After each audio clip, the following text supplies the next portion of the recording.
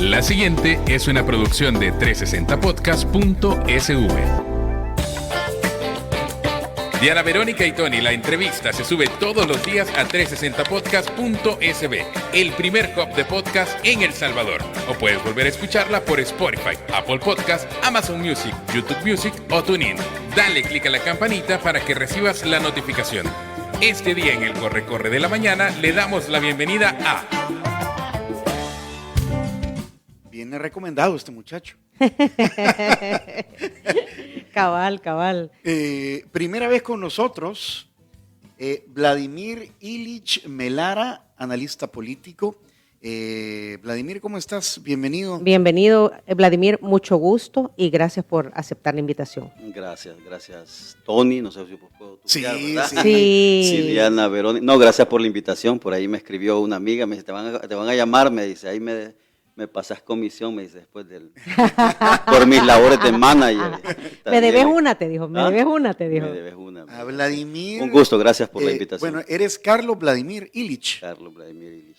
Sí. Y llevas ahí el Carlos y el Ilich. Bueno, Vladimir también. Sí. Porque así se llamaba Lenin, Vladimir Ilich Lenin. Vladimir Ilich Ulyanov. Lenin era como el seudónimo de él, ¿verdad? Que fue parte del comisariato de la Unión Soviética. Líder revolucionario, sí, para la Revolución Rusa ya en los 18, creo, en 1918. Y pues de ahí la influencia, ¿no?, de mi padre, que tenían influencia en esos entonces, así que, y el Carlos es por Carlos Marza, les decía antes de iniciar el programa, ¿verdad?, que de nacimiento estaba designado a no salirme de los carriles de la izquierda. Sí, porque el tema de hoy es ¿qué significa ser de izquierda en la actualidad?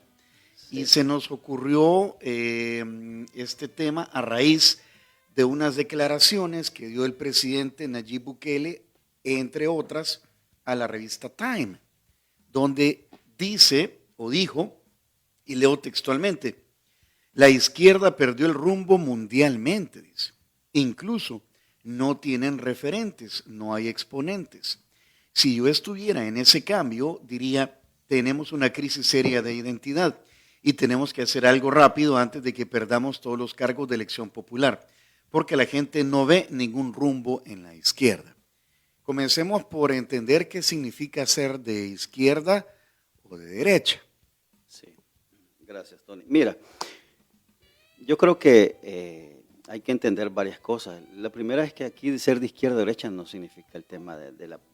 Yo leí las declaraciones del presidente, no es un tema de dónde se sienta, si a la derecha o a la izquierda del Senado, o en el hemiciclo y tema, es más un tema de ideología, ¿no? Y yo creo que en eso radica justamente el por qué el presidente piensa así. Ser de izquierda naturalmente es la necesidad de querer crear un mundo diferente al que tenemos. Yo de hecho antes de venir a la radio venía reflexionando y decía, si es que en realidad el mundo en el que estamos es un mundo de competencia, un mundo de egoísmo, un mundo en el que la solidaridad no está presente, donde hay apatía por lo que vos sentís, por lo que Diana Verónica está pasando. Entonces ese es el mundo que tenemos. Y en realidad los movimientos de izquierda mundiales justamente nacen por eso, por la necesidad de transformar el mundo que tenemos. Entonces a veces la gente aquí dice, ese es romanticismo, ese es poesía, pero es la verdad, es decir, el mundo necesita transformarse. ¿Qué es transformar el mundo? Es que repito, estamos viviendo en un mundo, en un planeta en el que aquí somos salvajes. Bueno, nos estamos devorando el medio ambiente y nos preguntamos que por qué llueve de esa manera, por qué hay desastres. Decimos desastres naturales, pero evidentemente hay mano del hombre. Con esto quiero decir de que es necesario que nosotros vivamos en una atmósfera distinta, política, social, cultural, que pensemos distinto. Y yo creo que parte de la culpa la tiene, digamos, las cosechas que ha estado teniendo el sistema capitalista, el neoliberalismo que hay. Y hoy, que digamos, por ese aspecto positivo que tienen algunos políticos que creen que ahora la derecha, digamos, tiene más relevancia o que tiene mayor protagonismo en las esferas mundiales políticas y culturales, pero en realidad lo que hay es esa lucha constante por el hombre, por la mujer, de ser distinto, o sea, de construir un planeta, una sociedad, una cultura distinta.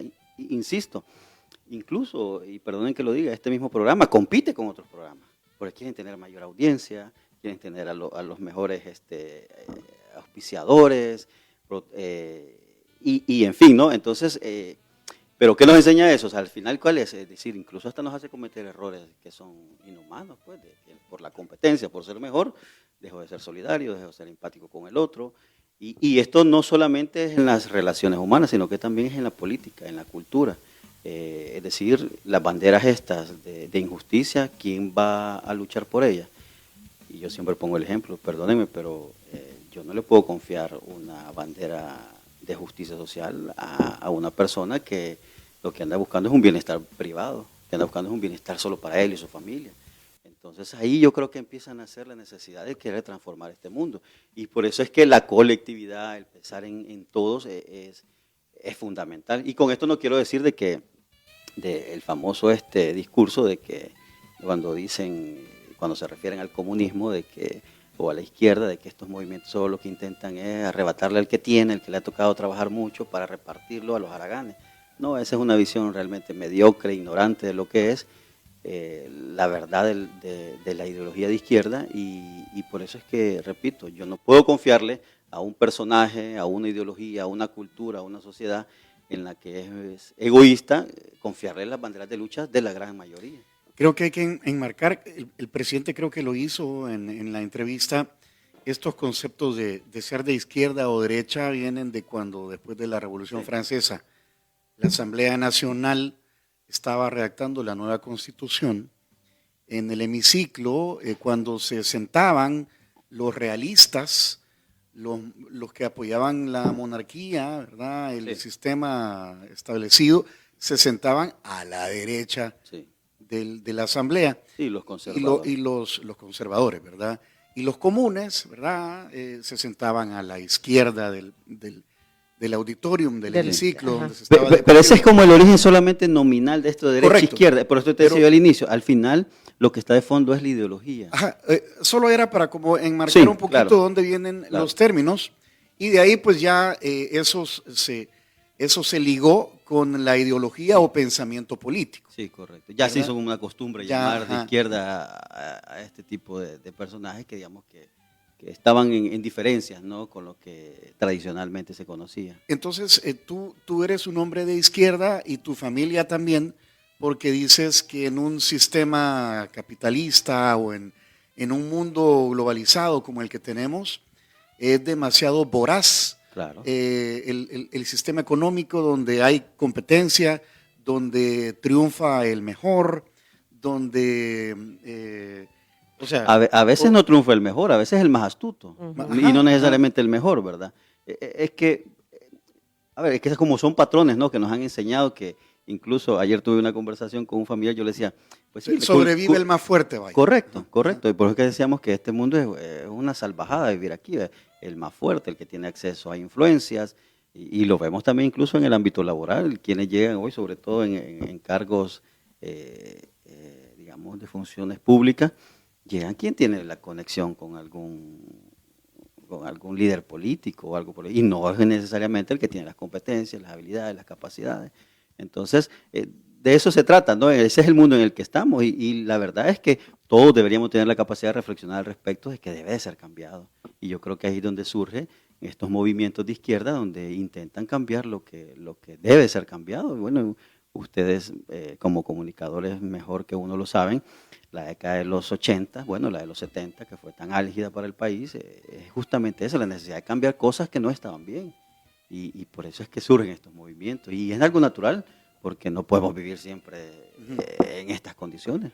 ¿Qué tanto éxito tuvieron en nuestro país estos movimientos, en nuestra historia reciente? Pues mira, yo creo que el éxito fue rotundo, es decir, imagínate que se logró un acuerdo de paz, es decir, sentar al Estado salvadoreño, y no solamente al Estado, sino que también a los gobiernos que financiaron la guerra.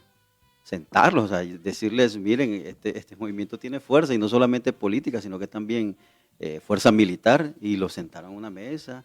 El mundo entero fue testigo, es decir, el éxito de esa lucha creo que es incuestionable,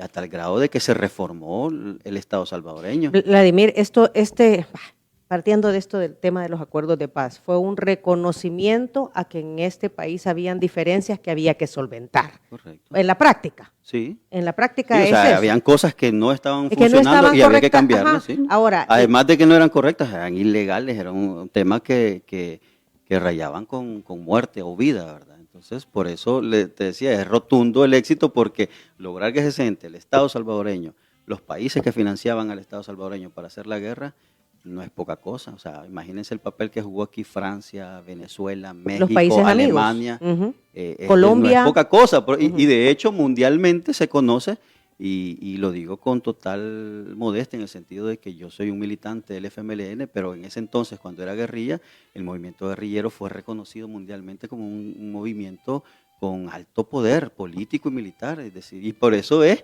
que tantos países se acercaron para tratar de mediar en esa guerra. Entonces, es incuestionable el éxito de esa lucha que se hizo en los 80. Por más que digan hoy estos nuevos políticos de que la guerra fue una farsa, que me parece no sé, o sea, un atrevimiento. A ver, fue consciente, pero es una ignorancia grasa decir que fue una farsa, porque yo les decía a ustedes, y yo mismo fui víctima de eso, en el sentido de que mis padres, mi familia, tuvo que emigrar a otro país por la guerra. ¿Y quién me va a decir que eso fue mentira? O sea, yo nací, crecí, me eduqué en otro país, ¿y quién me va a decir que eso fue mentira? No, eso fue producto de la lucha que se vivió entre el pueblo salvadoreño contra el Estado salvadoreño. Ahora, decía el doctor Oscar Picardo, a quien le enviamos siempre nuestro saludo, nos decía aquí hace varias entrevistas que se ha impuesto una posverdad, porque antes los acuerdos de paz eran los acuerdos de paz, claro. Y en la posverdad, pues hoy es pacto de corruptos. Sí, ¿verdad? Sí. Entonces, una farsa, ¿no? Ajá, y que la guerra fue una farsa. Entonces, justo lo que has dicho. Pero de ahí, vaya, el FMLN ha tenido 2 oportunidades de gobernar el país. Sí, sí. Y ahora ya no tiene ningún puesto de gobierno en ningún organismo del Estado. Creo que el único que van a tener es en el Tribunal Supremo Electoral, un funcionario, vaya. Además de algunos concejales, ¿verdad? Concejales, sí. Tiene concejales. Vaya, pero digamos que está en su mínima expresión de actividad o de gobernación política. Sí, sí. Entonces, ¿qué pasó? Sí. Mira, esa es una pregunta que nos hacemos también dentro del partido, o sea, ¿qué pasó? Y no es fácil la respuesta. A veces uno en la frustración quiere echar culpa, ¿verdad?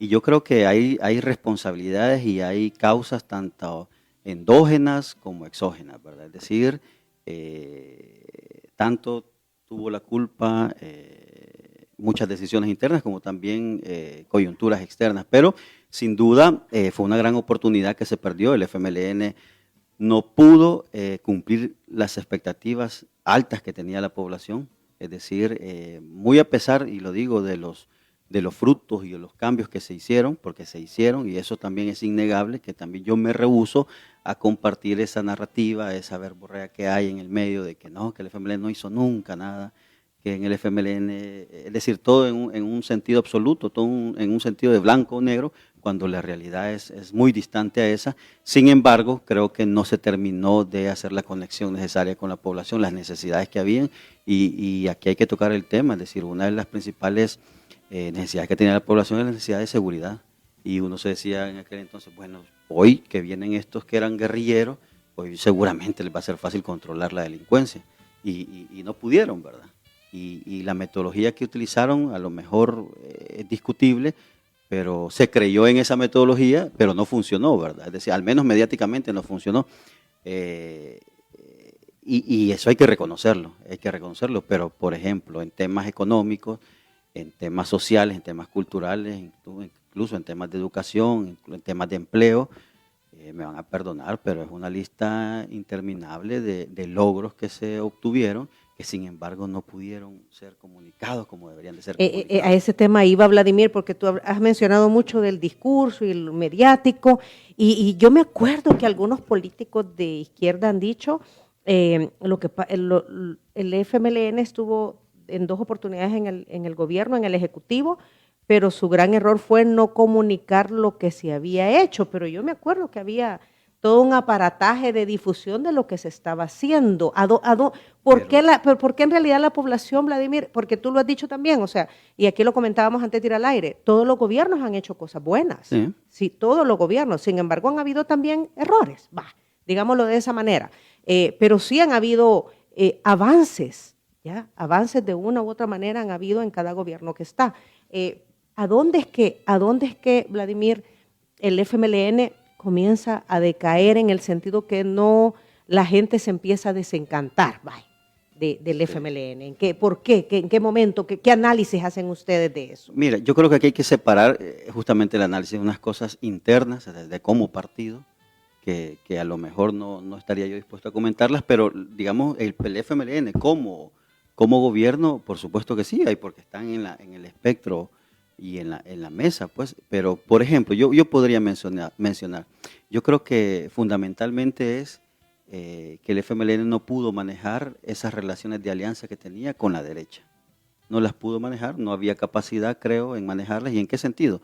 Ustedes pueden ver en el espectro de los gabinetes de gobierno que tuvimos varios funcionarios que eran hombres y mujeres de derecha. De hecho, eran empresarios y ligados naturalmente a la derecha. Entonces yo creo que ese fue uno de los errores que tuvo en la gestión pública. También me parece que uno de los errores principales fue el hecho de que manejar la relación que tenía con la oposición, porque yo no sé si ustedes recuerdan, la otrora, yo no sé si existe, y lo digo irónicamente, pero la NEP, hoy ya no, hace rato no la veo, no la escucho, no la leo, pero ustedes recuerdan que era martes y viernes, salían con sendas conferencias de prensa criticando al gobierno, pero la criticaban sin fundamento. Entonces, ese tipo de aspectos yo creo que fue un poco socavando, ¿no?, la relación que tenía el FMLN como administración pública con el pueblo.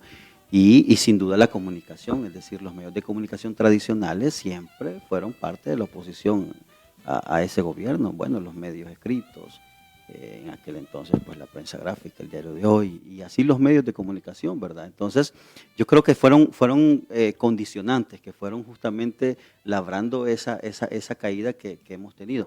Pero y también hay, y aquí no hay que ser egoísta en el sentido de que la crítica no hacia afuera, no, internamente se cometieron muchos errores. Por ejemplo, a mí me parece fundamental un error de que los dirigentes que deberían de tener una labor interna en el partido se dedicaron a ser mejor ministros y tener un acercamiento con las mieles del poder, ¿no? Y que eso degeneró sin duda e hizo incluso nacer el espíritu pequeño burgués dentro del partido, que sin duda nos hizo daño. Yo creo que la gente estaba esperanzada en que el FMLN iba a ser el partido del pueblo y que iba a velar sin ningún tipo de problemas por esas necesidades, pero no lo pudo hacer, a pesar de que hubo grandes conquistas, porque las hubo, por ejemplo, en educación, Diana Verónica, en tema de logística, en tema de empleo, en tema cultural.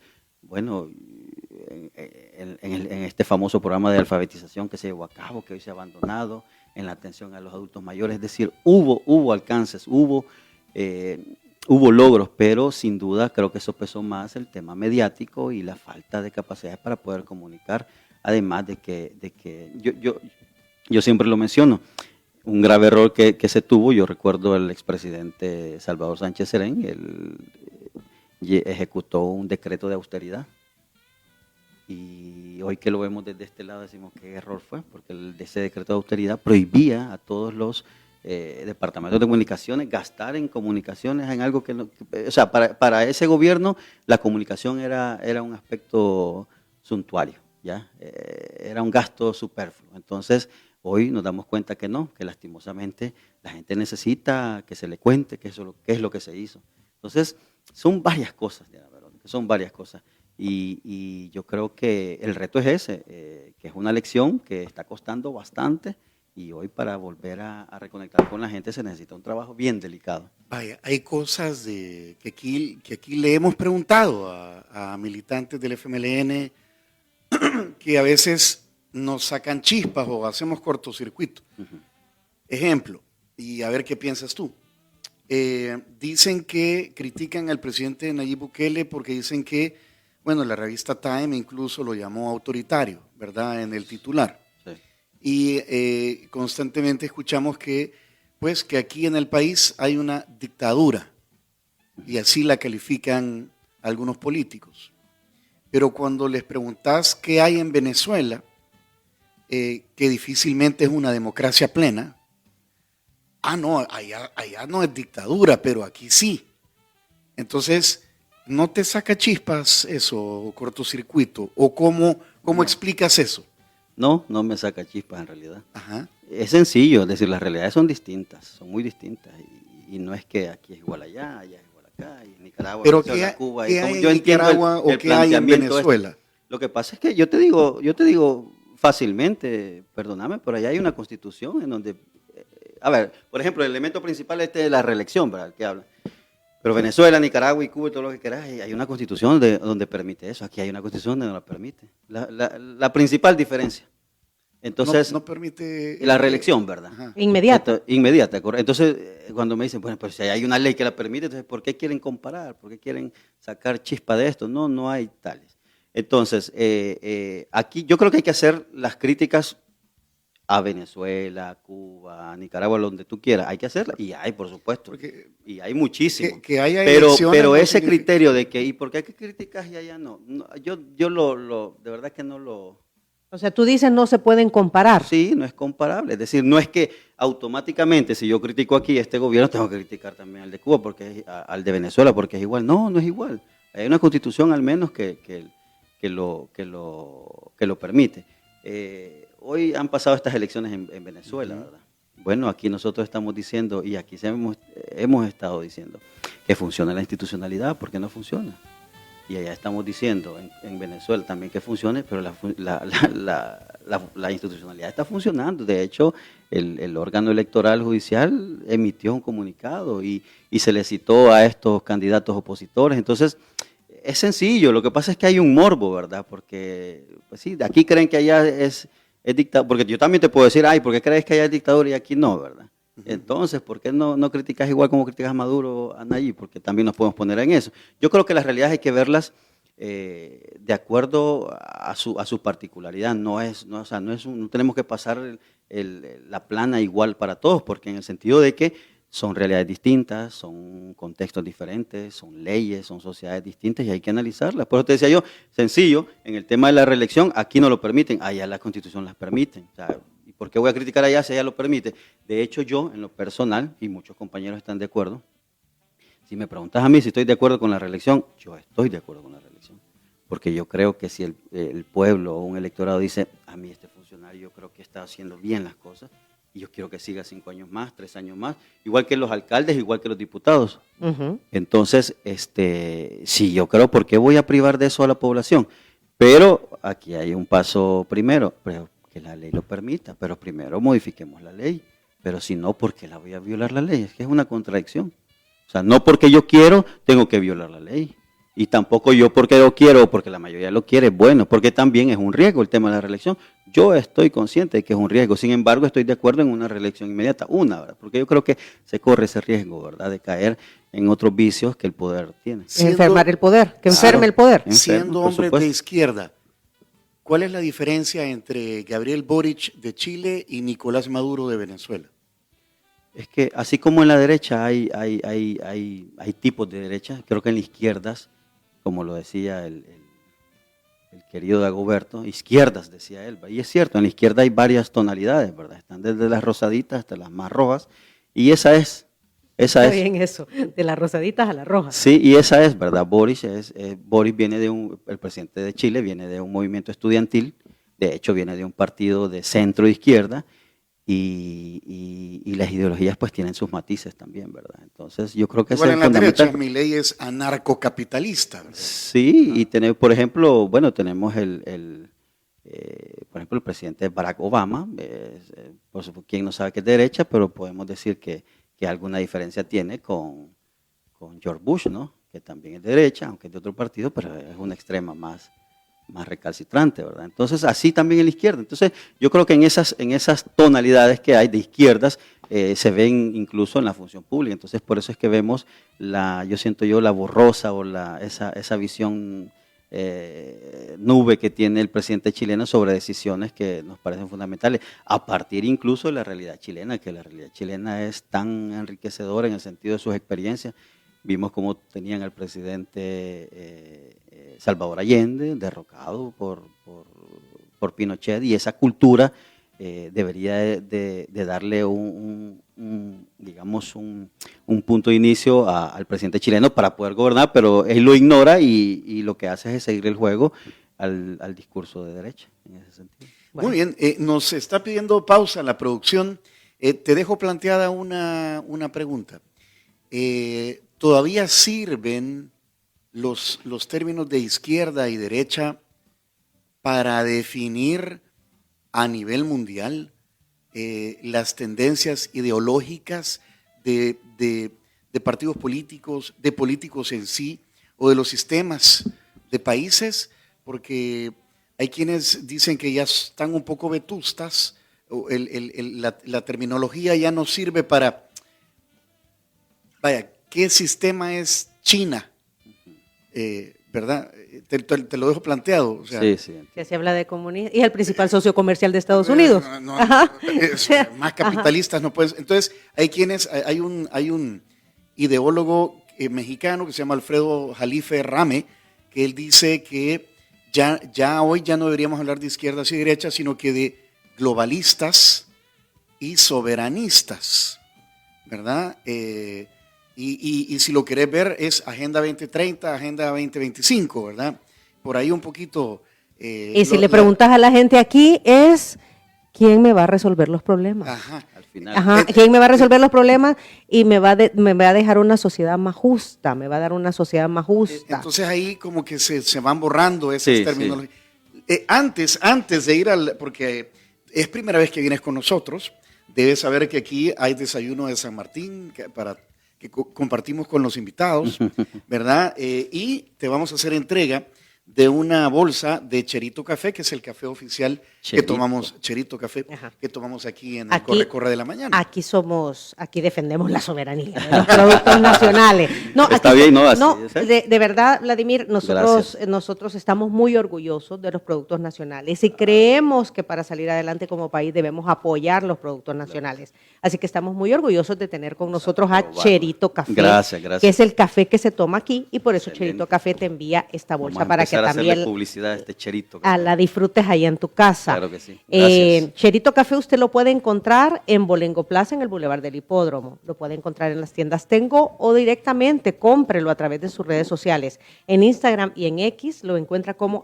@cheritocafé.sb. Eso es para que llegues a Canal 21 este viernes y les digas ahí a tus compañeros panelistas con Ernesto López, porque ahí estás todos los viernes, ¿verdad? Sí, así es. Opinando. Miren, aquí vamos a moler. Aprendan. Y Bessie Ríos, que está ahí, es loca Cherito Café. Lo primero que hace cuando viene aquí es agarrar la bolsa, sin que se la demos. Ya en automático. Sí. Bueno, y ya vino San Martín, compañero. Sí, hoy nos han enviado un desayuno típico con loroco, parece que viene un desayuno universitario, una tostada con aguacate. de aguacate y o pancakes, pueden ser. Así que vamos a compartir los alimentos. Buen provecho. Volvemos después de la pausa. Pero antes... Esto vino gracias a Línea Rosa. Exacto. Antes agradecemos a Línea Rosa. ¿Has escuchado a Línea Rosa, Vladimir? La he escuchado. Línea Rosa es un proyecto de una emprendedora, Lorena González. Fue creado para transportar a las mujeres y son conductoras mujeres. Sí.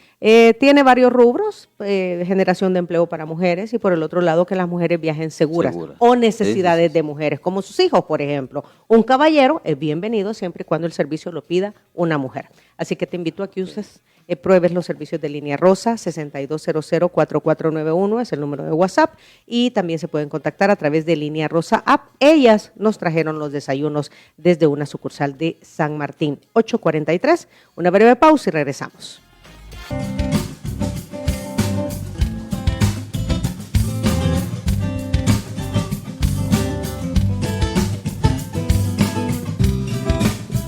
Híjole, ¿cuánto nos queda de entrevista? 10 minutos, dice aquí la producción. Bueno, y habías dejado planteado. Nos acompaña Vladimir Ilich, quien es panelista también los viernes en, ¿cómo se llama? Diálogo. Diálogo con Ernesto López. Sí. O sea, mañana. Mañana, Melara. Entonces, bueno, estamos hablando sobre qué... Pasado mañana. Pasado mañana. Sí. ¿Qué Qué significa viejo. ser de izquierda? Hoy es miércoles. Los términos de izquierda y derecha siguen funcionando para definir ideológicamente un movimiento político, a un político como tal, o a una persona que en su corazoncito político se inclina por determinados tipos de pensamiento, más liberales, más conservadores, más de igualdad, más bueno, también justicia social, ese término también está muy en entredicho también. Entonces, hay quienes dicen que ahora aplica más ser o globalista o soberanista plecanacionalista, ¿verdad? Aunque el nacionalismo, pues ahí de repente está asociado a grupos extremos. ¿Qué piensas tú? ¿Sirven todavía los términos? Es que eso para mí es relativo, es decir, izquierda, derecha en el sentido de nominalmente, pues, pero sin duda yo creo que el valor de lo que eso significa, el trasfondo y lo que realmente eso representa para las ideologías, yo creo que sí es importante. Yo creo que no está desfasado. Es decir, es que hay una campaña también esa, ¿no? De querer desfasar o de querer decirle a la gente, miren, ya no importa si es de derecha o izquierda, lo que importa es esto, o que se resuelvan problemas, que es una realidad, ¿verdad? Pero la gente debe tener muy bien definida su ideología, y yo creo que mucha gente también comete el error que dice, no, yo soy apolítico, porque a veces creen de que uno está fuera de eso y que no le importa si es de izquierda o de derecha, pero yo le aseguro que no es lo mismo un gobernante, como dicen, de izquierda que un gobernante de derecha. Hoy tenemos un gobernante de derecha y seguramente las clases más desprotegidas están resintiendo de alguna manera porque los enfoques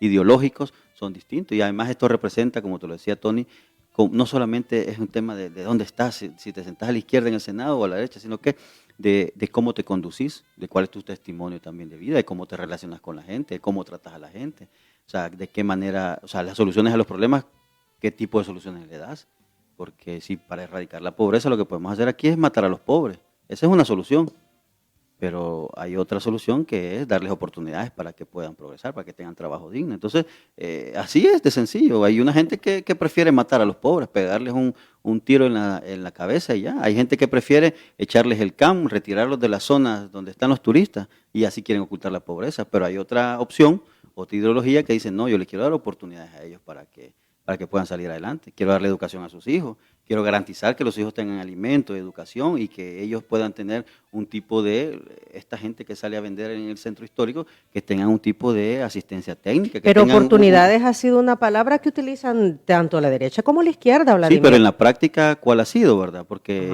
yo he escuchado, como tú dices, ¿verdad? Que todo el mundo le dice oportunidades, pero oportunidades es echarle el cambio y retirarlos de estas zonas de turistas. Yo creo que no. Creo que las oportunidades pasan por otra senda. Entonces, a eso se refiere. Por eso decía yo, no está desfasado ni es de un elemento de allá de la Guerra Fría, como dicen. No, es un tema actual. Es cómo vivís, cómo te conducís. Respetás el medio ambiente, respetás a la gente que trabaja contigo, respetás los derechos de los trabajadores. Hay gente que no los respeta y los que no los respetan, sin duda alguna, es mucha gente vinculada a la ideología de derecha. Entonces, esto sigue vigente. Yo creo que es un error que incluso hagamos eco de esos discursos porque lo que hacen es querer borrar incluso la memoria, porque también están unos atrevidos, unos osados que dicen que, como lo dijimos al inicio, que los acuerdos de paz no existieron, que fueron una farsa, que fue un convenio que hubo entre AREN y el FMLN, cuando todos sabemos la represión que hubo en los 70. ¿Quién puede olvidar el fraude electoral en el 72 y en el 77? Es decir, no fue una farsa, fue la realidad. Y la lucha de esa gente es la que hoy ha permitido que estos políticos hablen lo que quieran hablar en la televisión. Vladimir, y entonces, ¿cómo se recompone la izquierda en el país? Porque ya tú decías, no, miren, esto no es nuevo, no es romanticismo, sí. Es una lucha, vaya. Sí. Es una lucha por llenar las necesidades, por encontrar respuesta a las necesidades de la gente.